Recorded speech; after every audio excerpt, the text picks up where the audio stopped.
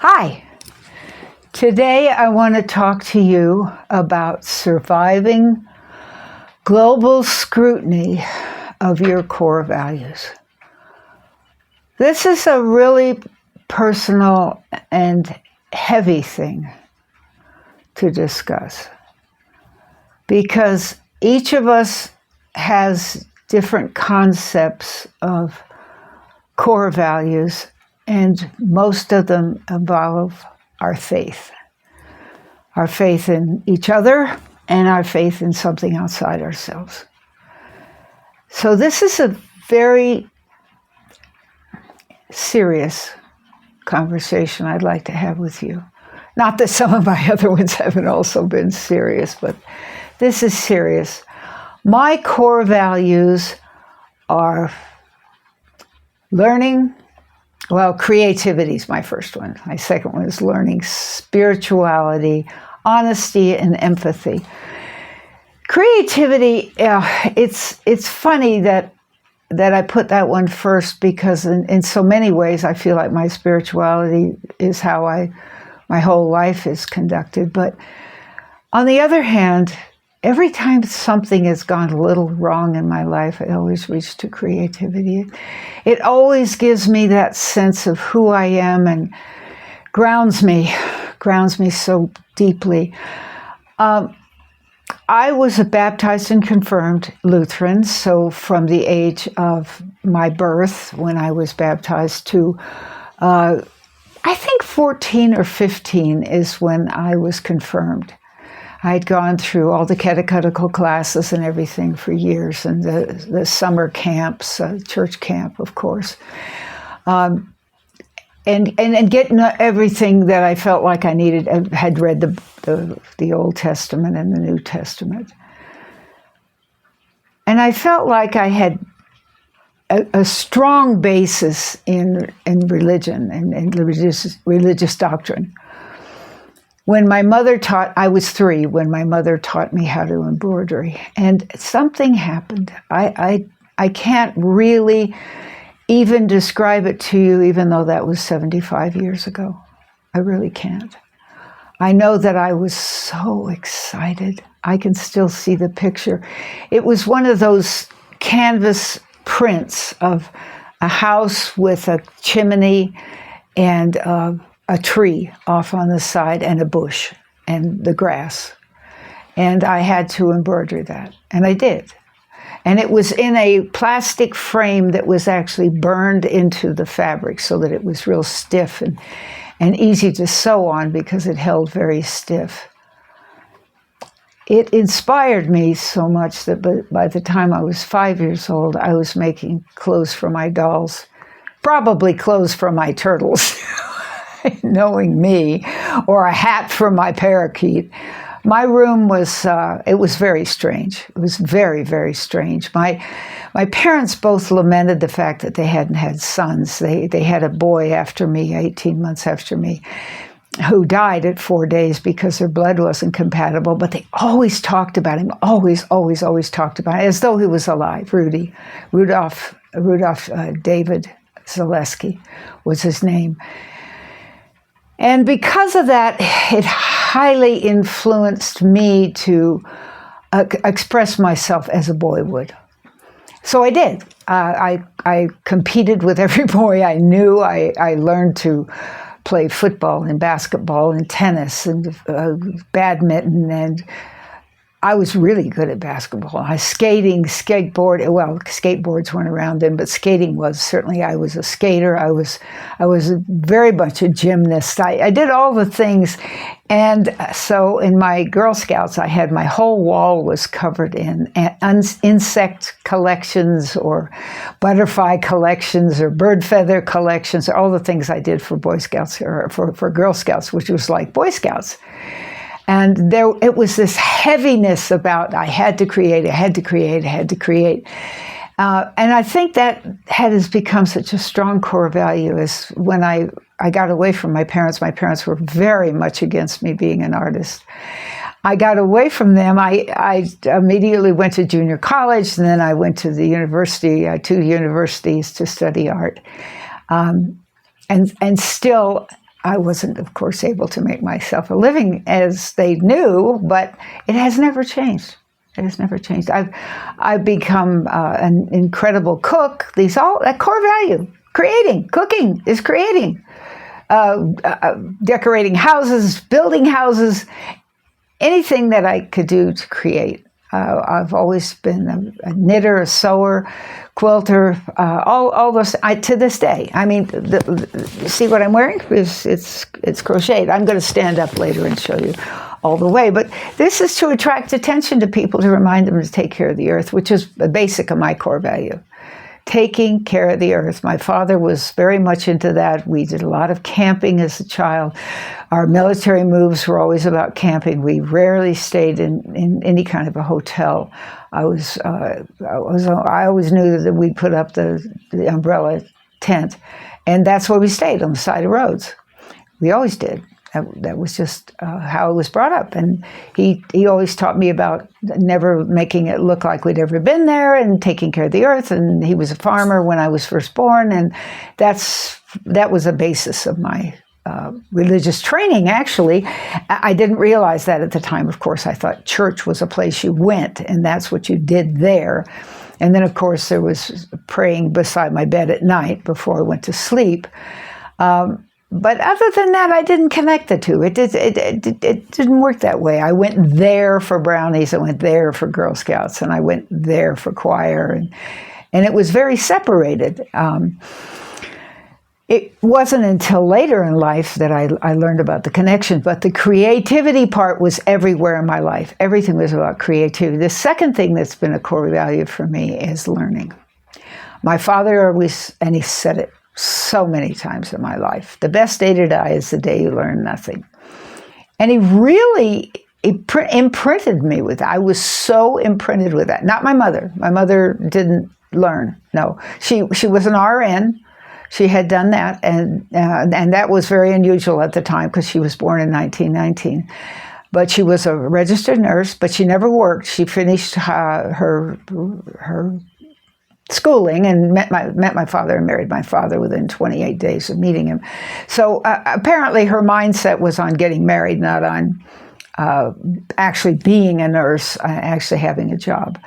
And in general, she was not well. She was never well, and spent most of her time lying down. So I can't ever imagine my mother actually nursing people, except she had to nurse me because I had rheumatic fever. She put me in tubs of ice water to cool me down. But it was always, for me, it was always about learning. It was always about learning. I was an incredible student in school. I paid close attention to everything that went on. I was typically bored, and so I would read at home to whatever I could find. We didn't have a lot of books because we moved so much with the military, but anything I get my hands on, I would read or study or ask questions about. People used to say I was annoying because I was always asking questions. I just always wanted to learn. Of course, we didn't have the internet when I was a kid. We did have a little tiny television, about 8 inches square, that a neighbor had. I didn't have it. And I was fascinated by that, too, because there were some educational channels. But learning was always a big deal. In fact, I was labeled gifted in second grade because of learning. So a core value of mine was learning, having the right answers to things. So you got the core value of creativity and learning. And the third one I wrote down was spirituality. And I questioned my Lutheran upbringing. My father was Roman Catholic, so there was a lot of overlap in what he would talk about because his faith determined what he talked about. So, of course, that influenced me too. And I had a lot of friends who were Roman Catholic, so they would read the rosary or say some, of course, things, I said the Lord's Prayer. But there were other times that religion came up in something about somebody celebrating something or another.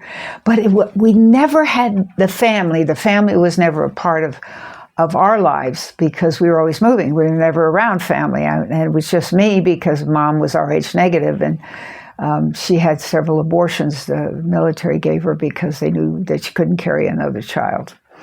So I didn't have the kind of upbringing where Easter was celebrated and Christmas was celebrated and Thanksgiving and all that. That was not a part of my life.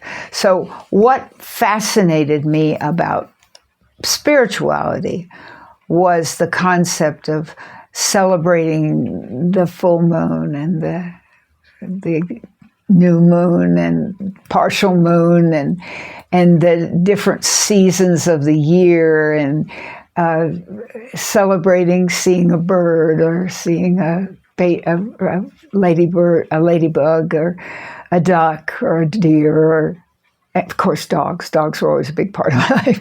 And the concept that I found harder when I got older was that most religious doctrines, at least the ones I visited different churches, that was never an issue for me. It was about us, humans.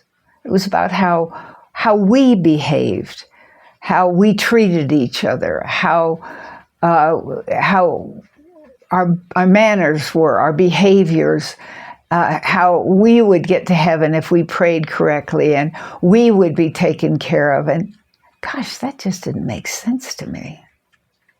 I mean, what I've got here is there's a symbol for Earth down here at the bottom for trees and forests, and this white represents oxygen, which is what we need to breathe. And of course, the leaf represents plants. And as you look down on this, there's a heart, a big heart. That's my heart. But the lower heart is the heart of a butterfly. And then I'll stand up so you can see this better. The heart of the butterfly is down here, and the little bitty heart. And then this is forests and mountains, and these are veins and arteries and oxygen. And it's the same way on the back. There's another heart. I don't know if you can see it or not, but there's another heart and some more leaves. And there's even leaves on my legs. So that when people ask me, why on earth did you decorate your bib overalls like that? And I say, to remind you to take care of the earth. Because we really haven't done that. So that's my spirituality. And the next one, it's such a big deal to me. Wow, honesty. Oh gosh, honesty is such a big deal to me. When people aren't honest with me, I just have to cut them off. And I've always tried to ignore politics. And the way the politics are going now, with 3,000 something honesties in the first 4 years of service by the administration that's currently on, it just doesn't make sense to me. I don't know what to do with that. My parents were so big on honesty. It was just such a huge part of my upbringing was honesty. I could never think of lying to my parents. It just wasn't in the cards. And I was an only child, so I had nobody else to talk about or to influence me otherwise. So there was honesty. And then the last one, of course, is empathy. And I have a tremendous amount of empathy. And I think it's because I was raised by a very toxic mother. She was an alcoholic. After she lost her child, her boy, she abused me terribly. According to the therapists I've been to, it was physical, emotional, and mental abuse and sexual abuse. She just was so horrified that I had been born a girl and she'd lost her boy. She just couldn't get over it. So there's my core values. creativity, learning, spirituality, empathy, and honesty. So very important to me. Now, what happened twice in my life, I've been questioned about my honesty. I was questioned when I was raped. My parents didn't believe it. So there's one. And that was horrible for me because I wouldn't lie to them. I just wouldn't do that. And the second time was when people insisted that if my focus was on the earth as God, earth as God, or earth as goddess, I don't care which way you turn it, the earth as the divine in my life, they accuse me of being a devil worshiper. Now, where in the world can you, how can you possibly put that together? If the earth is God to me, how can that be the devil? The devil it's a Christian concept. I think it's only a Christian. I don't know. I'm not even sure how other religions look at negativity, Lucifer, or whatever names you want to use. But for me, that was an opposite of Christianity, which was a Christian concept. I don't have a space for a devil. It doesn't make any sense to me because nature, our earth, is a non-judgmental source, object, and it is what supports it. With the oxygen, we have the oxygen, and all the animals, like the animals that I keep in my home. I have a cat on the bed right now. Cat has 2 eyes in about the same place I do. They're different. They're different in shape, but there's still 2 eyes, and 2 ears, and a mouth, and a nose, and a heart, and kidneys, and liver, and all those things. So I say that's life, okay? And we know that as Homo sapiens sapiens, we evolved, Neanderthals and other forms that people have assigned names to, but we evolved, and our dog has eyes in the same place, nose, mouth, ears. So I don't understand how people can't recognize that this object that we live on is not our mentor, our savior, our provider, is responsible for us. We wouldn't be here without the air we breathe and the water we drink. And so I represent here, this sculpture was made by the head of my church, Obranzel. This is the globe, the earth that is our mother, and all in through her hair and her body, all over, are symbols of other parts of fish and mountains and sun and people and all that. And this, of course, represents a mother with her child. That's how we're sustainable on this earth, is by being able to produce children. This is the same thing, a mother with a child.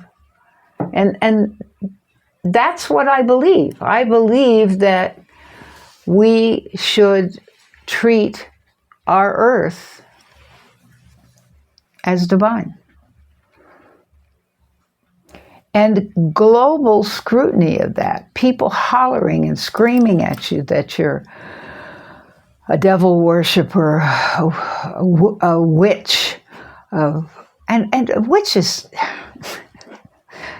I don't know why that has a bad name, really. It's a concept of being an herbalist, a person who recognizes that herbs can heal.